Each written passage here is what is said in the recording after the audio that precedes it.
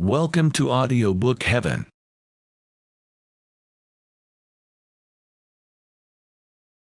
Oliver Twist, or The Parish Boy's Progress, by Charles Dickens. Chapter 1 treats of the place where Oliver Twist was born, and of the circumstances attending his birth. Among other public buildings, in a certain town, which for many reasons it will be prudent to refrain from mentioning, and to which I will assign no fictitious name, there is one anciently common to most towns, great or small, to wit, a workhouse. And in this workhouse was born, on a day and date which I need not trouble myself to repeat, inasmuch as it can be of no possible consequence to the reader, in this stage of the business at all events, the item of mortality, whose name is prefixed to the head of this chapter. For a long time after it was ushered into this world of sorrow and trouble by the parish surgeon, it remained a matter of considerable doubt whether the child would survive to bear any name at all, in which case it is somewhat more than probable that these memoirs would never have appeared, or if they had, that, being comprised within a couple of pages, they would have possessed the inestimable merit of being the most concise and faithful specimen of biography extant in the literature of any age or country. Although I am not disposed to maintain that the being born in a workhouse is in itself the most fortunate and enviable circumstance that can possibly befall a human being, I do mean to say that in this particular instance it was the best thing for Oliver Twist that could by possibility have occurred. The fact is that there was considerable difficulty in inducing Oliver to take upon himself the office of respiration, a troublesome practice, but one which custom has rendered necessary to our easy existence, and for some time he lay gasping in a little flock mattress, rather unequally poised between this world and the next, the balance being decidedly in favor of the latter. Now, if during this brief period Oliver had been surrounded by careful grandmothers, anxious aunts, experienced nurses, and doctors of profound wisdom, he would most inevitably and indubitably have been killed in no time. There being nobody by, however, but a pauper old woman, who was rendered rather misty by an unwonted allowance of beer, and a parish surgeon who did such matters by contract, Oliver and nature fought out the point between them. The result was that after a few struggles, Oliver breathed, sneezed, and proceeded to advertise to the inmates of the workhouse the fact of a new burden having been imposed upon the parish by setting up as loud a cry as could reasonably have been expected from a male infant who had not been possessed of that very useful appendage, a voice, for a much longer space of time than 3 minutes and a quarter.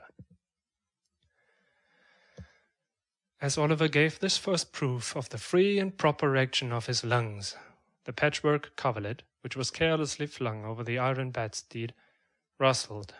The pale face of a young woman was raised feebly from the pillow, and a faint voice imperfectly articulated the words, "Let me see the child and die." The surgeon had been sitting with his face turned towards the fire, giving the palms of his hands a warm and a rub alternately. As the young woman spoke, he rose, and, advancing to the bed's head, said, with more kindness than might have been expected of him, "Oh, you must not talk about dying yet." "Lor, bless her dear heart, no," interposed the nurse, hastily depositing in her pocket a green glass bottle, the contents of which she had been tasting in a corner with evident satisfaction. "Lord bless her dear heart, when she has lived as long as I have, sir, and had 13 children of her own, and all of them dead, except 2, and them in the workers with me, she'll know better than to take on in that way. Bless her dear heart. Think what is it to be a mother? There's a dear young lamb, do." Apparently this consolatory perspective of a mother's prospects failed in producing its due effect. The patient shook her head and stretched out her hands towards the child.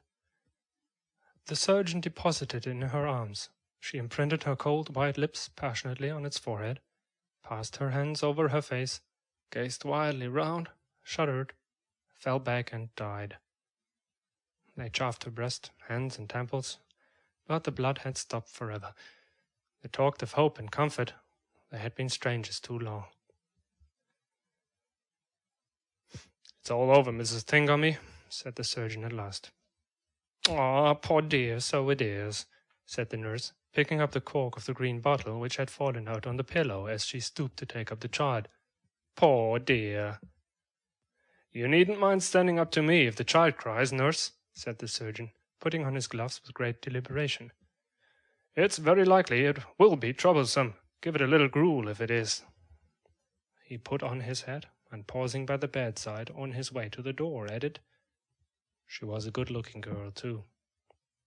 "Where did she come from?" "She was brought here last night," replied the old woman.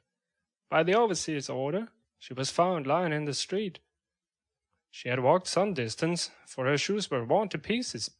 But where she came from, or where she was going to, nobody knows." The surgeon leaned over the body and raised the left hand. "The old story," he said, shaking his head. "No wedding ring. I see. Good night." The medical gentleman walked away to dinner, and the nurse, having once more applied herself to the green bottle, sat down on a low chair before the fire and proceeded to dress the infant. What an excellent example of the power of dress young Oliver Twist was! Wrapped in the blanket which had hitherto formed his only covering, he might have been the child of a nobleman or a beggar. It would have been hard for the haughtiest stranger to have assigned him his proper station in society. But now that he was enveloped in the old calico robes which had grown yellow in the same service, he was bagged and ticketed, and fell into the place at once. A parish child, the orphan of a workhouse, the humble half-starved drudge, to be cuffed and buffeted through the world, despised by all and pitied by none. Oliver cried lustily.